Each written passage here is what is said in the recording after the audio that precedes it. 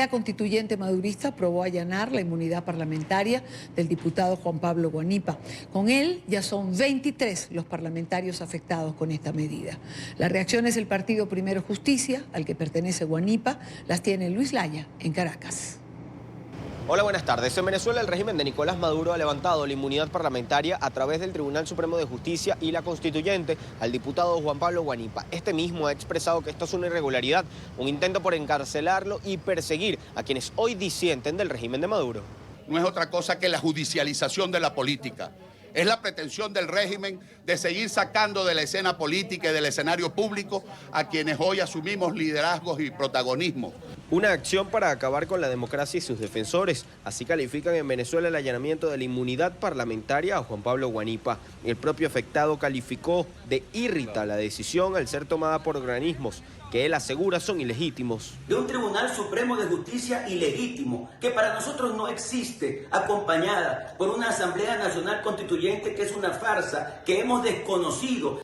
La diputada Elimar Díaz, quien también es representante del Estado Zulia, aseguró que esta decisión fue solicitada por Omar Prieto, quien asumió la gobernación de ese estado luego que Guanipa no aceptara juramentarse ante la constituyente. Fue quien vino a dar una pataleta aquí en Caracas para que le allanaran la inmunidad a Juan Pablo, porque sabe muy bien que Juan Pablo Guanipa en el estado Zulia es el gobernador legítimo y electo de ese estado. Además aseguran que le pesa al régimen la denuncia constante de la grave crisis en el Zulia y en el país. Tratan de callar la voz de los ciudadanos. El régimen quiere seguir sometiendo al pueblo de Venezuela. Los diputados somos la voz de los ciudadanos. Y el régimen cree que si silencia a los diputados, entonces puede seguir silenciando el clamor de un pueblo.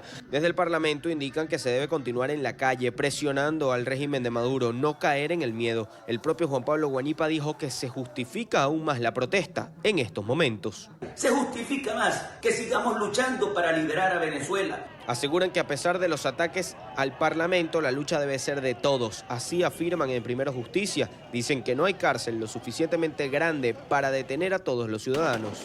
Hoy nos tratan de mantener dispersos, desunidos, atemorizados a uno, otros en modo sobrevivencia. Ante este hecho han reiterado las convocatorias a salir a protestar, principalmente este jueves 24 de octubre, una convocatoria realizada por el propio Juan Pablo Guanipa. Señalan debe ser un día no solamente para protestar por la grave crisis de los servicios en Venezuela, sino para también rechazar la persecución y el encarcelamiento. Desde Caracas, Venezuela, para la tarde de NTN 24, Luis Alejandro Laya. Gracias por la información a uno de nuestros periodistas en Caracas. Cerca de 5 millones de venezolanos habrían salido de Venezuela desde el 2015. Las cifras oficiales muestran cómo ha empeorado la crisis en el país suramericano por las acciones del régimen de Maduro. Con el incremento en el éxodo de los venezolanos aumenta la presión, por supuesto, sobre los países vecinos para brindarles apoyo a largo plazo y según declaraciones de funcionarios de las Naciones Unidas y de la Unión Europea. Esta es la crisis de refugiados y migrantes más severa y de más rápido crecimiento en la historia de América Latina, al menos en la historia reciente. Se está convirtiendo probablemente en una de las mayores crisis de desplazamiento externo en el mundo. Han escuchado las cifras, 4,5 millones de venezolanos han dejado su país por ahora, y esa es ahora una cifra oficial. Nuevamente, es el éxodo más grande en la historia reciente de América Latina, y las estimaciones también indican que podría aumentar aún más si la situación no cambia, llegando rápidamente a 5 millones. Para hablar de este tema, quiero saludar a Eduardo Stein, el representante especial de ACNUR y de la Organización Internacional de Migraciones para los Refugiados Venezolanos y nos atiende en Ginebra. Señor Stein, buenas noches para usted, gracias por su tiempo.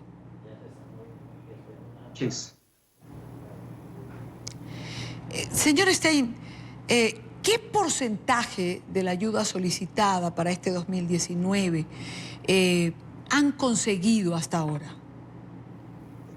Bueno, para el día de hoy por la tarde recibimos cifras actualizadas en donde se ha llegado a un 52% del financiamiento solicitado en noviembre del año pasado. Para el año 2019 era una solicitud de 730 millones de dólares. Estamos un poquito arriba de la mitad de esa solicitud, pero evidentemente es uno de los fenómenos de mayor envergadura en materia de refugio y migración en el mundo hoy es el mayor desplazamiento humano en la historia de América Latina y para nosotros es uno de los menos financiados a nivel mundial. De manera que hace apenas unas semanas estábamos solo a 34%, pero el financiamiento se ha venido recibiendo para diferentes actores y agencias, al igual que para los gobiernos más afectados, que son los del área andina. Señor Stein, evidentemente es una crisis sin precedentes, como usted mismo señala. Evidentemente es una crisis que impacta a unos países más que otros, como Colombia, Ecuador, Perú. ¿Cómo lograr que se entienda que esta ayuda es absoluta y totalmente necesaria para no desequilibrar? Bueno, no desequilibrar más de lo que ya se ha podido afectar las economías de estos países. Bueno, yo creo que usted ha dado en el clavo con uno de los elementos más críticos para atender esta situación sin precedentes. En primer lugar, porque el flujo de personas de Venezuela saliendo de su país hacia las vecindades no se ha detenido. A veces disminuye un poco, pero hasta hace poco estábamos hablando de cerca de 5,000 personas diarias cruzando. Ahora estamos en más o menos 4,000 personas diarias y hemos llegado a una cifra oficial de 4,5 millones de personas que han abandonado su país de 2015 para acá. Estamos hablando, por lo tanto, de una masa humana en un éxodo hacia las vecindades que no había tenido antecedentes semejantes y que agarró a toda la región por sorpresa sin la suficiente preparación. Los presupuestos nacionales están sobrepasados, las capacidades institucionales, sobre todo en el área de salud y educación, están también sobrepasadas y por lo tanto es imprescindible conmover aún más, persuadir aún más, sensibilizar aún más a la comunidad internacional para que apoye a los gobiernos receptores de esta migración ya. No es oportuno pensar en que dentro de medio año, un año, etcétera, sería demasiado tarde. Señor Stein, ¿cuáles son las proyecciones de esta cifra de migrantes venezolanos? Es decir, estos 4,5 millones, ¿no se están ya quedando cortos? Bueno, esa cifra es el resultado de las cifras oficiales que los gobiernos nos proveen de cruces en donde hay puestos de registro migratorio oficiales de los distintos gobiernos. Si uno toma en consideración las personas que de Venezuela salen por caminos ilegales, por las llamadas trochas, o veredas ocultas, ciertamente la cifra es mayor de los 4,5 millones, pero nosotros hemos preferido mantenernos dentro de las cifras reportadas oficialmente por los gobiernos que reciben esta migración, sabiendo, sin duda alguna, de que el número de venezolanas y venezolanos cruzando hacia los 16 países que reciben esta migración puede ser ciertamente superior. Ahora, la situación un poco caótica, por calificarla de alguna manera, que crea la migración venezolana en los países que impacta, con este panorama que le hace a uno pensar que son cifras que pueden ir increciendo, ¿cómo trabajar también para evitar la xenofobia? Que ya la hemos visto, que se presenta en casos particulares, quizás pocos, pero que está allí. Bueno, primeramente, gracias por mencionar un tema tan delicado. El asunto es que sin una solución política estable y duradera dentro de Venezuela, el flujo va a continuar. Los países latinoamericanos receptores de esta migración mostraron desde un inicio una tremenda generosidad y apertura. Han tratado de mantenerla hasta la medida de lo posible, pero sus presupuestos ya no alcanzan. Están sobrepasados, su capacidad institucional, como dije, sobre todo en áreas de salud y de educación para los niños, están también sobrepasadas y por lo tanto se requiere un esfuerzo internacional mayor de apoyo a estos gobiernos receptores.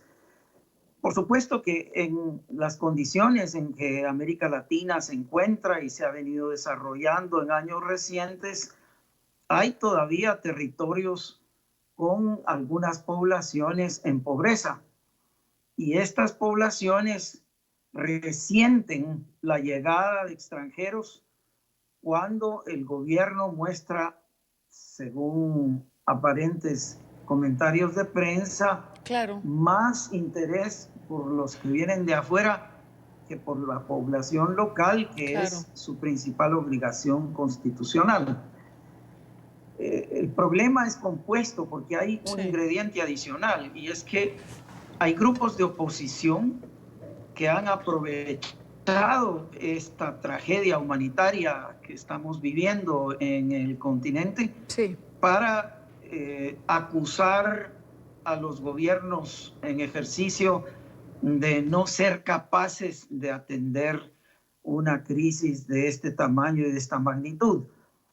Pero en conjunto, no solamente el ACNUR y la OIM como agencias directamente dedicadas al tema de refugio y migración, sino en general todas las agencias del sistema y muchas organizaciones de sociedad civil, algunas que se dedican a atender a estos flujos a lo largo y ancho de América del Sur, han estado tratando de distribuir información más objetiva acerca de estos flujos que en algunos casos, afortunadamente, siguen siendo recibidos con mucha generosidad.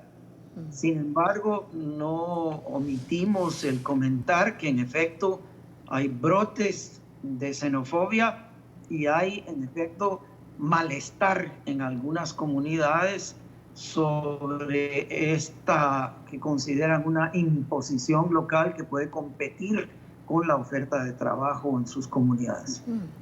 Hay que aceptarlo, es decir, para poder trabajar sobre ello. No podemos ignorar que esto es una realidad también, señor Stein. Por suerte, la solidaridad y los brazos abiertos pareciera que van ganando la partida. La conferencia que va a llevarse a cabo en Bruselas, 28 y 29, trata sobre estos temas. ¿Qué se espera conseguir?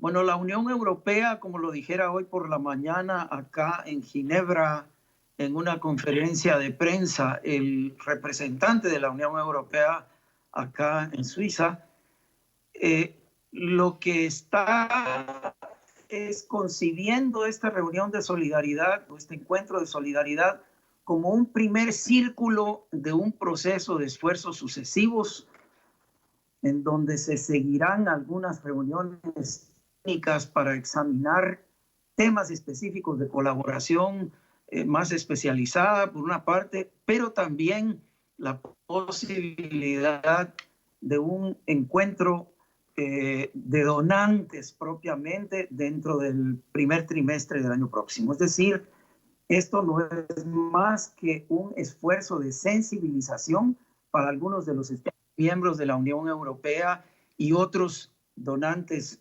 tradicionales de otras geografías que quizás no han alcanzado a medir y aquilatar la gravedad de lo que la región está viviendo y los elementos de desestabilización que pueden surgir si esto no se trata adecuadamente y con la prontitud que la crisis exige. Ese punto yo creo que es de una importancia absoluta, los elementos de desestabilización que que pueden surgir de esta situación si no es atendida con prontitud. La prontitud es lo que no vemos por ninguna parte, porque ya esto tiene un tiempo y al contrario va pronunciándose cada vez más. Quiero agradecer a Eduardo Stein, representante especial de ACNUR y de la Organización Internacional de la Migración para los Refugiados Venezolanos, que nos ha atendido desde Ginebra y ha sacado este tiempo. Muchísimas gracias. A la orden. Buenas noches, descanse.